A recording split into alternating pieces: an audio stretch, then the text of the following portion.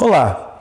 Hoje eu quero trazer aquela metáfora que o Jung cita em alguns momentos da obra dele e que é muito reproduzida por aí em mídias sociais, onde uma árvore, para atingir os céus, precisa ter raízes tão profundas a ponto de tocar no inferno.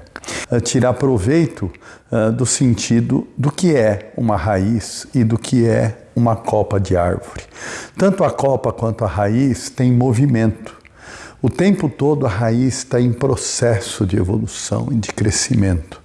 E essa raiz vai fazendo com que essa árvore se sinta cada vez mais forte, segura, nutrida, a ponto de poder expandir e ir para o mundo externo. Porque o crescimento saudável, ele tem que ir para fora e ir para dentro, na mesma proporção. Na realidade, eu sempre digo para os alunos que um ego saudável, um ego estruturante, é um ego simbólico.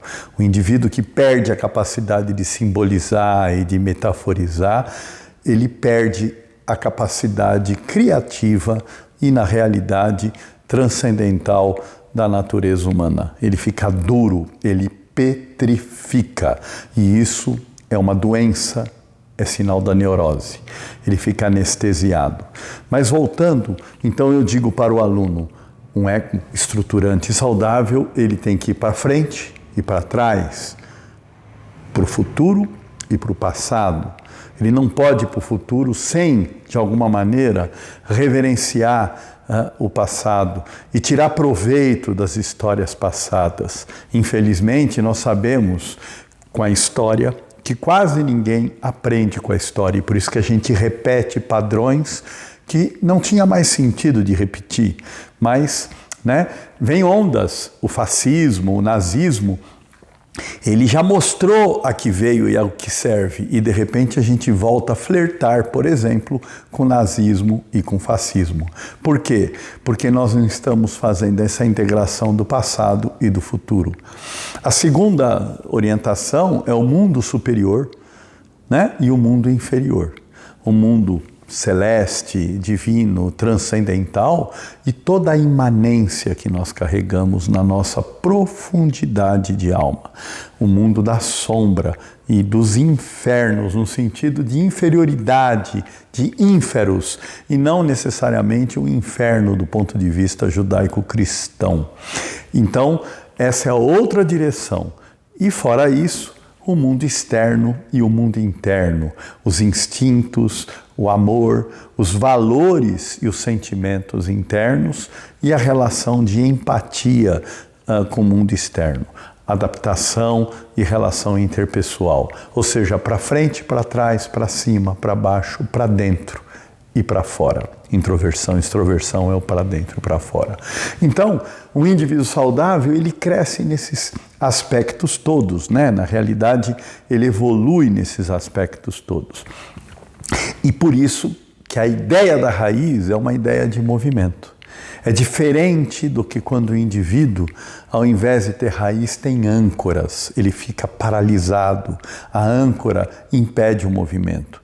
Dá uma sensação de estabilidade, mas, na realidade, é o indivíduo que fica preso, limitado em crenças, que vão interditar ele de evoluir, ele de seguir adiante. Essas crenças fazem parte de estruturas traumáticas? Sim, podem fazer parte. Fazem parte de padrões condicionantes do aprendizado cultural, padrões familiares também fazem parte. Mas é importante que a pessoa consiga refletir as suas crenças e, revisitando essas crenças, conseguir, de alguma maneira, substituí-las.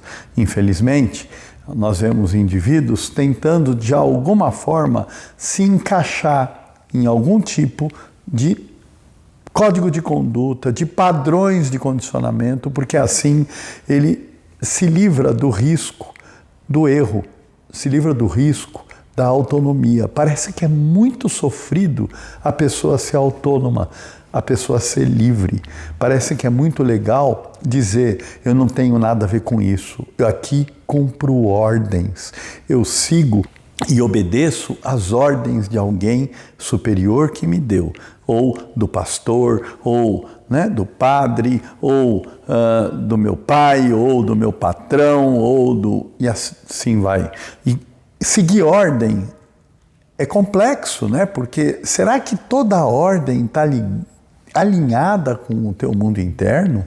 Será que toda a ordem, mesmo sendo um código de conduta moral, ela está consonante com a ética? A alma não tem moral, a alma é ética. E a ética da alma muitas vezes entra em rota de colisão com essa moral estruturante e, na verdade, estrutural, que mantém o indivíduo ancorado, petrificado e não com raízes onde ele pode ir aprofundando para dentro e evoluindo para fora. Então nós temos alguns indivíduos que não formam âncora nem raízes. São os puers. Quem é o puer? É aquele indivíduo que fica eternamente numa provisoriedade da adolescência.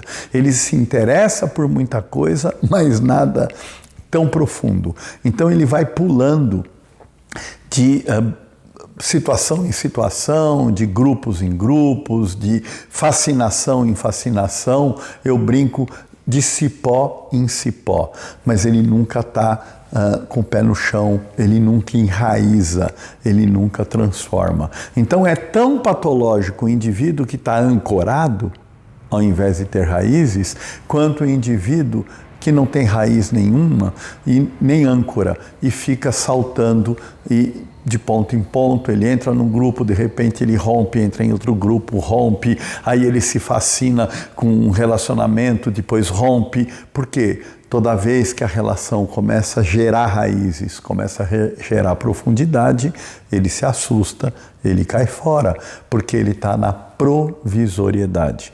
Essa é a ideia do puer eternus, ou puella, que o Jung sempre fala. Então é interessante a gente refletir a respeito dessa questão da árvore e o quanto, de fato, que cada um de nós tem disponibilidade para poder reconhecer a profundidade do nosso construto do inconsciente pessoal. O quanto que eu estou carregando de temas que são meus por engano, porque na realidade são herdados e eu estou tentando reparar a vida não vivida ou mal vivida da minha ancestralidade. O quanto que eu estou preso num padrão de inferioridade, de superioridade, de medo, de raiva, de ansiedade, de mágoa, de ressentimento, de culpa. E tudo isso são âncoras. A âncora, como eu disse, impede a raiz continuar movimentando, aprofundando, para você se tornar cada vez mais autônomo, mais seguro de si mesmo, para você se tornar uma árvore frondosa, uma árvore que frutifique, que dê sombra e que de alguma maneira cumpra o seu papel, cumpra o seu sentido e propósito na própria existência.